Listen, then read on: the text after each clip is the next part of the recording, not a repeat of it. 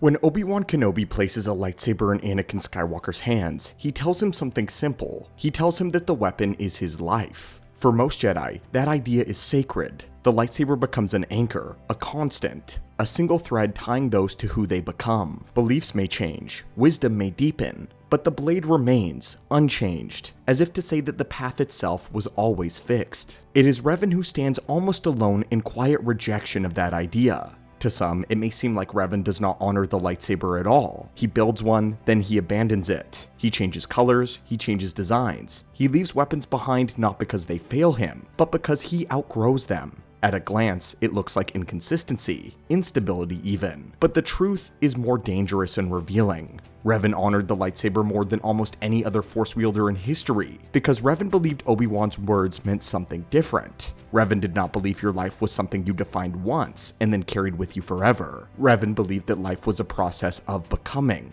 and that if a lightsaber truly reflected its wielder, then it must change when the wielder does. Revan never viewed the Force as something you master or move on from. He saw it as a living relationship, one that evolves, fractures, deepens, and reshapes. War changed that relationship. Power changed it later. Loss changed it. And finally, enlightenment. And each time that it did, Revan felt compelled to reflect that truth outwardly. So he built new lightsabers, again and again. Each blade became a mirror of who he was at the moment, his beliefs, his certainty, his understanding of power. The lightsabers of blue, red, purple, green, not fashion, but chapters in a life defined by evolution. In this holocron, we're going to talk through each of Revan's lightsabers in order, their color, the galactic events surrounding their creation, and most importantly, what each one reveals about how Revan's connection to the Force has changed over time. Before the Sith, before the Mask, and before the galaxy ever learned the name Revan.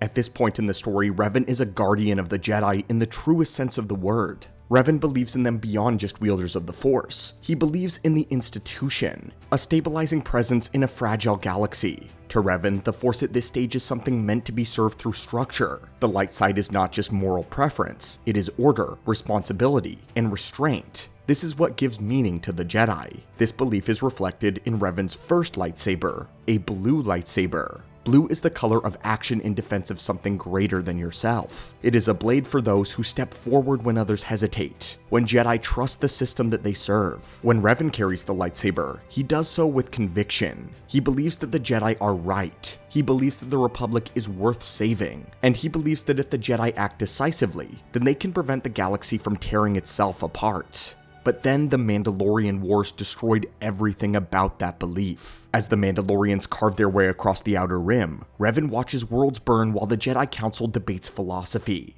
Entire systems fall while the Order hesitates, paralyzed by fear of the dark side rather than fear of their annihilation. To Revan, this is not wisdom, it's abandonment. When he defies the Council and leads the Jedi into the war, it is not out of ambition, it is out of responsibility. Revan believes that someone has to act, someone has to protect the Republic, and if the Jedi refuse to step into the darkness of war, then Revan will.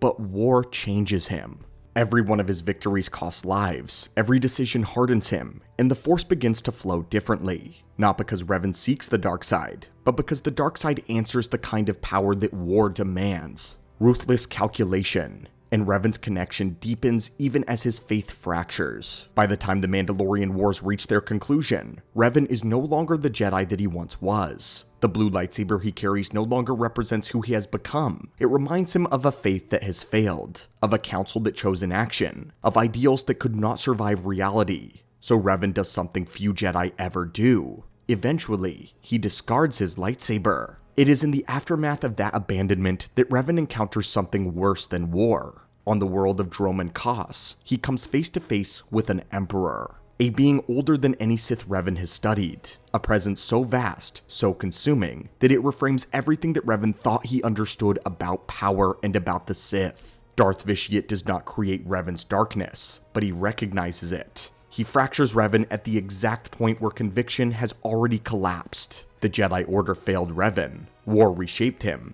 and Vitiate exploited the cracks. The blue lightsaber is abandoned, left behind because it belongs to a man who believed in the light, who believed in the Jedi, and believed that they together were enough. But Revan would never believe that again. But to understand Revan's next phase, we have to go back to the Mandalorian Wars. Revan and Malak had begun uncovering the Rakatan star maps. At first, these discoveries were not about conquest or ambition, they were strategic. Revan was already looking beyond the war, sensing that the Mandalorians were only a symptom of something larger, a deeper threat waiting beyond known space. That search would lead the Jedi to Vitiate. When Revan and Malak encountered Vitiate, they were not converted in the traditional sense. They were overwhelmed, subjugated by a mind far older and more powerful than anything Revan had ever experienced. Vitiate did not teach Revan the dark side, he imposed it. He bent Revan's will and turned him into a weapon aimed back at the Republic. At this stage, Revan's darkness is raw, absolute. This is the era of the pure red lightsaber. But Vitiate's control over Revan was never absolute. Under his domination, Revan continued to think, to analyze, and as Revan and Malak continued uncovering the remaining star maps, something changed. The knowledge they were gathering did not come from Vitiate. It came from the Rakatan Infinite Empire, from an older, colder understanding of the Force. When Revan and Malak finally located the Starforge, that balance shifted. The Starforge was intoxicating, not just because of its output, but because of what it represented. Infinite creation, and to Revan, infinite leverage over Vitiate, a source of power that did not require his obedience to a greater one. For the first time since Roman Kos, Revan stood before something that allowed him to act independently. It is here that Revan truly breaks free of the psychological dominance of Vitiate. The Starforge gives Revan a choice, and with that choice came new clarity. Revan realized that Vitiate was not a master to serve, but a threat to be opposed. The Emperor didn't want order, he wanted destruction, and Revan rejected that. But what he did not reject was the dark side. Instead, Revan reshaped it. This is the point where Revan's darkness becomes far more complex. Freed from Vitiate's direct control, Revan begins constructing his own philosophy, one that borrows selectively from his Jedi past, their structure, and their discipline. Even a warped sense of fairness. Power would still rule, but it would be organized, directed towards long-term survival rather than endless obliteration. This is where the shift towards another color represents itself, the crystal color of purple. The amethyst blade is a reflection of Revan's evolving relationship with the Force. His darkness is no longer fueled purely by domination or rage, but it is tempered by memory, from strategic restraint. His Jedi principles do not disappear, but they are absorbed, reframed, and enforced with new Sith authority. The purple is a synthesis, a Dark Lord who understands restraint, a Sith who believes chaos must be controlled, a ruler who values structure over indulgence. Darth Malak does not make the same transition. Where Revan evolves, Malak actually simplifies. Hunger replaces Malak's vision. Ego replaces his discipline. Malak remains red, while Revan moves on into something more ambitious and to some, more dangerous. By the time Revan stands as a Dark Lord commanding fleets forged by the Starforge, he is no longer Vitiate's servant. He's something worse to the galaxy. A Sith who believes he is totally right. But Revan does not remain in the dark. But his path towards redemption also does not begin with the light side calling him back. It begins in an unlikely place. It begins with Malak. At the height of his power, Revan is winning. The Starforge is under his command. His fleet seems unstoppable. The Republic is collapsing exactly as he predicted that it would. If there was ever a moment where Revan would believe his conclusions had been proven correct, this was it. And then his apprentice turns on him. Malak's betrayal is sudden and unceremonious, a Sith striking down at his master not out of ideology or necessity, but out of hunger and jealousy. In that moment, Revan's vision fractures, not because he was defeated by a Jedi or exposed as morally incorrect, but because he falls victim to the very system that he believed that he could control. The Sith way was never going to produce order, it was only going to end in replacement. Revan is captured, broken, and delivered to the Jedi High Council.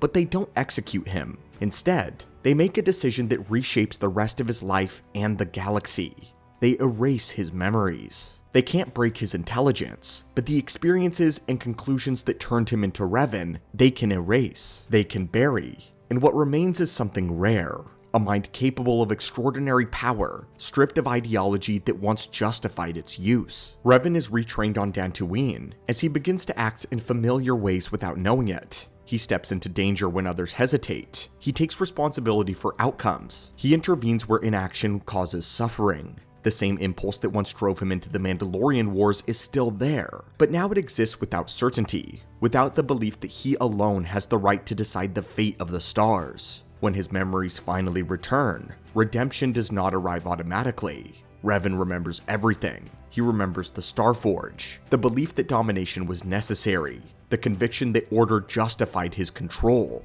But for the first time, he is able to look at those conclusions from the outside. This is the moment that defines Revan. He never denies who he was, or even excuses it. But he does not blame the Jedi either, the Sith, or even the Force. He accepts it. However logical it seemed at the time, it ultimately led to devastation. That intelligence and foresight did not grant him the right to rule, so instead of doubling down, Revan does something different. Revan rejects his own conclusions, and this rejection is his redemption. Revan does not abandon his strength, but he abandons the idea that strength entitles him to victory and to command. And this is why the green lightsaber matters. The emerald blade to Revan does not represent a return to faith in the Jedi. That faith is never restored. Revan understands the Council too well. He sees their fear and their hesitation, their willingness to manipulate him when it suits their needs. He does not surrender his judgment to them ever again. Instead, green represents a commitment to something greater, to the Force, the ability to wield power without domination. What is most fascinating about Revan's redeemed lightsaber, though, is its hilt,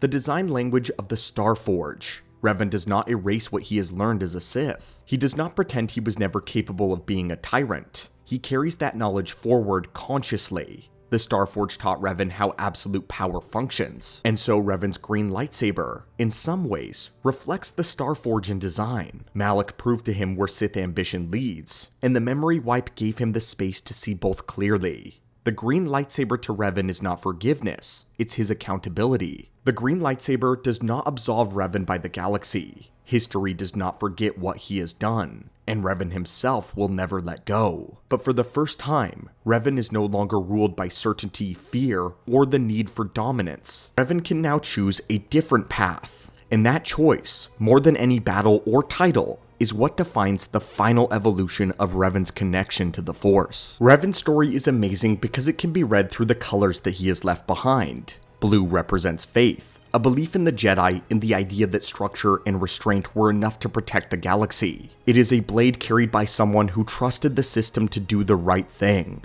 Red is what happens when that faith collapses under war and necessity.